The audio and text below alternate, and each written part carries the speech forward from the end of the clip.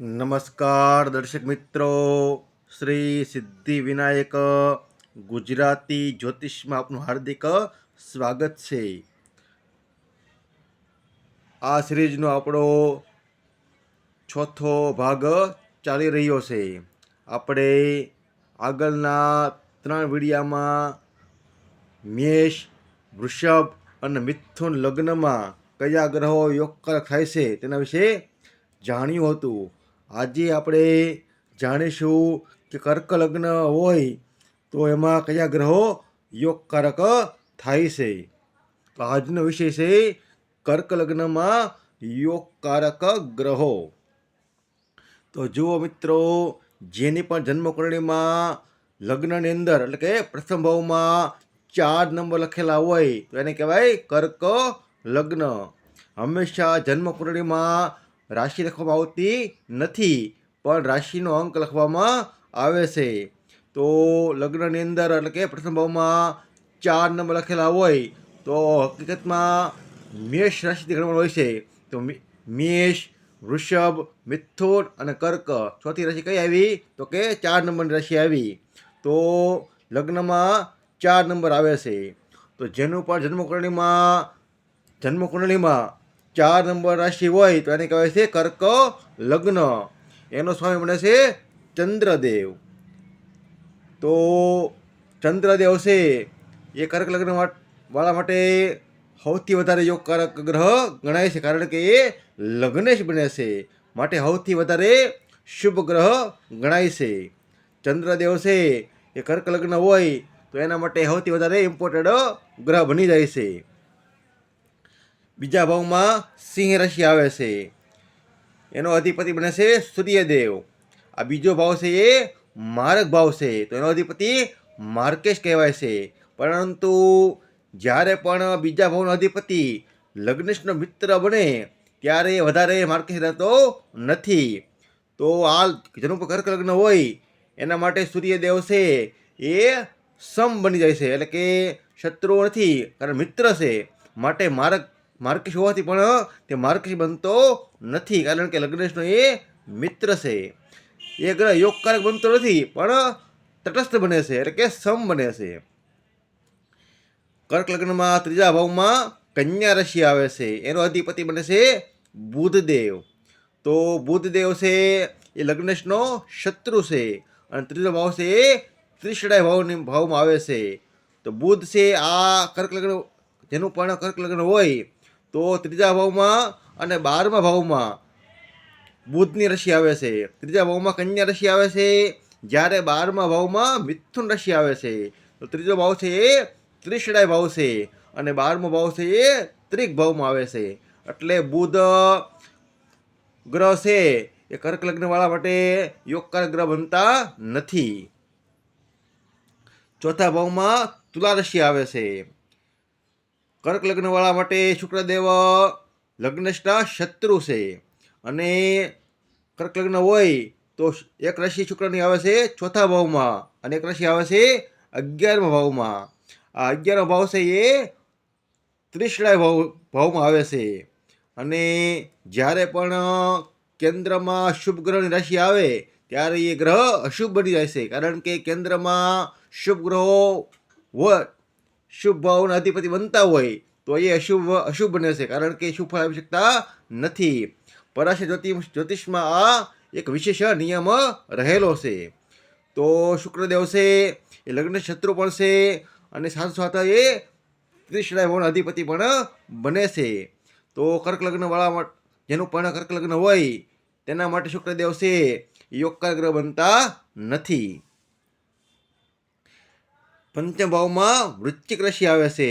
એનો અધિપતિ બને છે મંગળદેવ, અને મંગળની એક બીજી રાશિ આવે છે દશમ ભાવમાં. તો જેનું પણ કર્ક લગ્ન હોય એના માટે સૌથી વધારે કોઈ ગ્રહ યોગકારક બનતા હોય તો એ બને છે મંગળદેવ. જ્યારે કોઈ પણ ગ્રહ એક સાથે એક જ જન્મકુંડળીમાં ત્રિકોણનો અધિપતિ પણ બનતા હોય અને સાથે સાથે એ કેન્દ્ર ભાવના અધિપતિ પણ બનતા હોય ત્યારે એ ગ્રહ રાજયોગકારક ગ્રહ થાય છે. આ લગ્નમાં લગ્ન ચંદ્ર છે એ શુભ છે, યોગકારક ગ્રહ છે, પરંતુ મંગળ એનાથી પણ વધારે શુભ બની જાય છે. શા માટે? કારણ કે એ ત્રિકોણ ભાવનો અધિપતિ બને છે અને કેન્દ્ર ભાવનો અધિપતિ પણ મંગળદેવ બને છે. માટે જેનું પણ કર્ક લગ્ન હોય એના માટે સૌથી વધારે રાજ યોગકાર ગ્રહ બને છે મંગળદેવ. ગુરુદેવ છઠ્ઠા ભાવમાં ગુરુની ધન રાશિ આવે છે અને એક રાશિ ગુરુદેવની નવમ ભાવમાં આવે છે. તો છઠ્ઠો ભાવ છે એ ત્રિશડાય ભાવ છે અને નવમ ભાવ છે એ ત્રિકોણ ભાવ છે. ગુરુદેવ અહીંયા ત્રિશડાય ભાવના અધિપતિ બને છે, પરંતુ તે લગ્નેશના મિત્ર છે અને સાથે સાથે ત્રિકોણ ભાવના અધિપતિ પણ બને છે. માટે જે ગ્રહ ત્રિકોણ ભાવના અધિપતિ બનતા હોય અને સાથે એ ત્રિશડાય ભાવના અધિપતિ બનતા હોય ત્યારે એ શુભ ફળ આપે છે અને લગ્નેશના છે મિત્ર પણ છે. માટે કર્ક લગ્ન હોય એના માટે ગુરુદેવ છે એ યોગકારક ગ્રહ ગણાય છે. જો એ ત્રિશડાય ભાવના અધિપતિ બને છે એમાં બિલકુલ ના નથી, પરંતુ એ જ ગ્રહ પાછા ભાગ્ય ભાવના અધિપતિ એટલે કે નવમ ભાવના અધિપતિ પણ તે ગ્રહ બને છે. માટે જેનું પણ કર્ક લગ્ન હોય એના માટે ગુરુદેવ છે એ યોગકારક બની જાય છે. શનિદેવ શનિની એક રાશિ આવે છે સપ્તમ ભાવમાં અને એક રાશિ આવે છે અષ્ટમ ભાવમાં. મકર રાશિની આવે છે સાતમા ભાવમાં અને કુંભ રાશિ આવે છે આઠમા ભાવમાં. તો જેનું પણ કર્ક લગ્ન હોય એના માટે સૌથી વધારે ખરાબ ગ્રહ કોઈ ગ્રહ બનતા હોય તો એ બને છે શનિદેવ. કારણ કે શનિદેવ છે આ સાતમા ભાવના અધિપતિ બને છે અને આઠમા ભાવના અધિપતિ પણ બને છે. સાતમો ભાવ છે એ મારક ભાવ છે. તો શનિદેવ છે એ અહીંયા માર્કેશ બને છે અને અષ્ટમ ભાવ છે આઠમો ભાવ એ ત્રિક ભાવ છે એટલે કે શનિદેવ અહીંયા ત્રિકેશ બને છે. સાતમો અને આઠમો ભાવ બે નેગેટિવ ભાવ છે.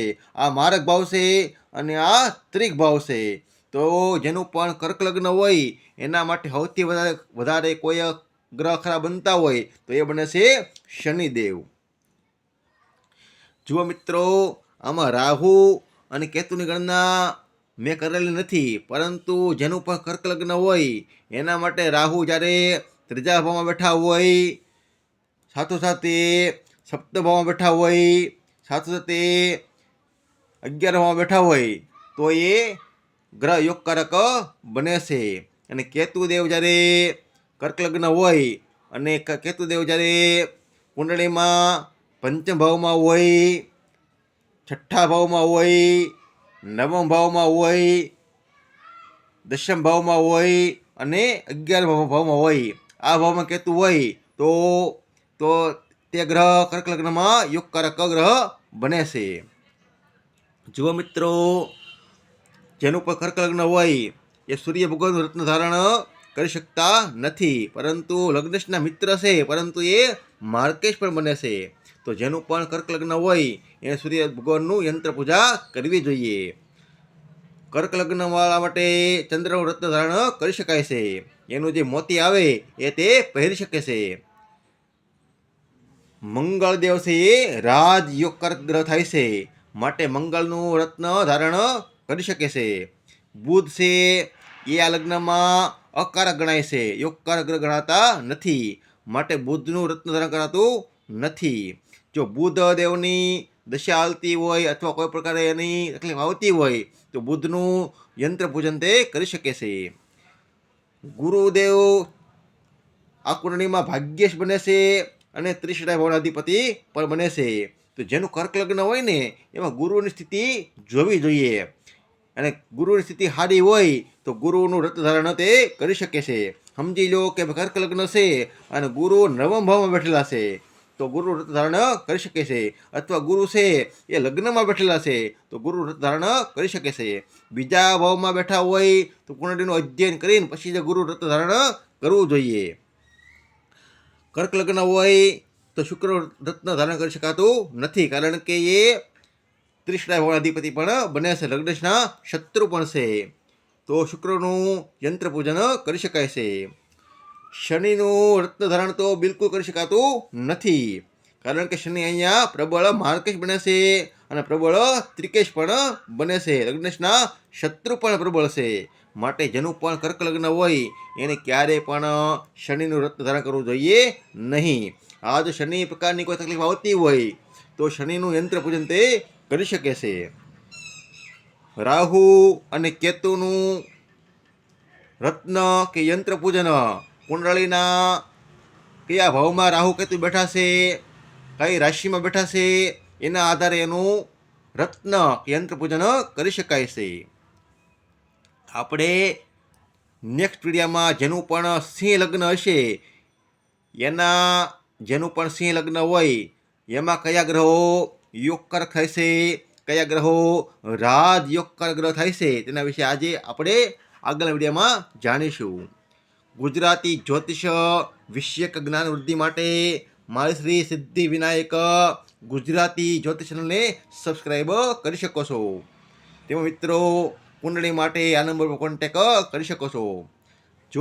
જો દર્શક મિત્રો વિડીયો પસંદ આવે તો લાઈક કરો, શેર કરો અને આ ચેનલને સબસ્ક્રાઈબ કરો. નમસ્કાર દર્શક મિત્રો.